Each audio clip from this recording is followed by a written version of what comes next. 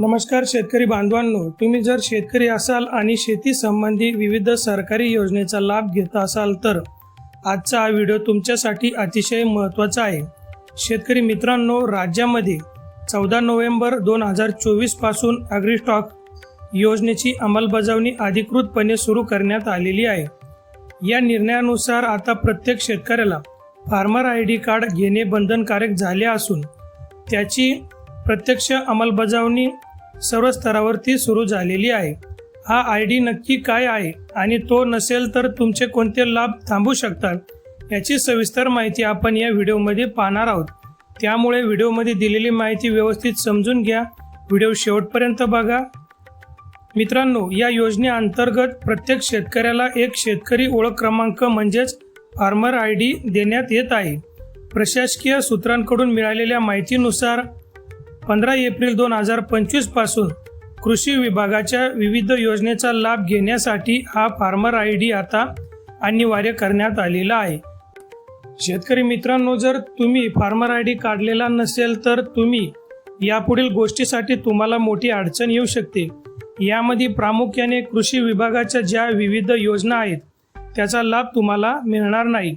तसेच बियाणे, खते आणि औषधे यासारख्या ज्या निविष्ट आहेत ज्या तुम्हाला शासकीय दरामध्ये मिळतात त्या मिळवताना सुद्धा तुम्हाला अडचण येऊ शकते। या सर्व गोष्टी सुरळीतपणे तुम्हाला मिळावेत म्हणून तुम्ही फार्मर आयडी कार्ड काढणे आवश्यक असणार आहे।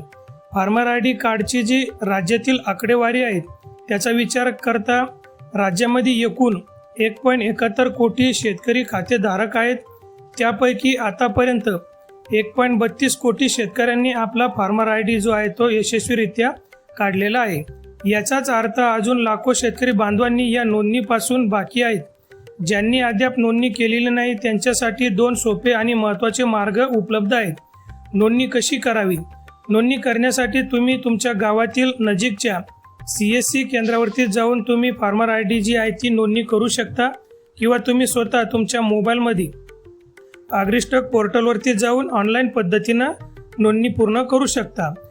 मित्रांनो, सर्वात महत्त्वाची विशेष तारीख लक्षात ठेवा, 20 मे 2026 पूर्वी तुम्ही जर फार्मर आयडी नोंदणी करण्यासाठीची जी अंतिम मुदत आहे प्रशासकीय नियमानुसार 20 मे पूर्वी जर तुमची नोंदणी झाली नाही तर तुमचे आगामी हप्ते आणि अनुदान तांत्रिक कारणामुळे थांबवले जाऊ शकतात। त्यामुळे कोणताही विलंब न करता हे काम प्राधान्याने पूर्ण करा, जेणेकरून तुमचे जे आगामी हप्ते असेल आणि अनुदान असेल ते तुम्हाला सुरळीतपणे मिळतील।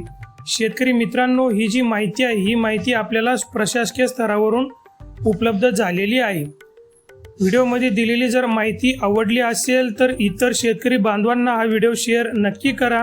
काही प्रश्न असतील तर कमेंट बॉक्समध्ये कमेंट करा।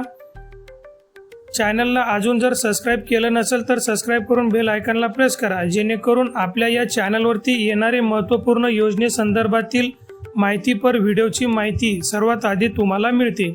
थांबतो, पुन्हा एकदा भेटूया अशाच महत्त्वपूर्ण योजनेसंदर्भातील व्हिडिओमध्ये। धन्यवाद।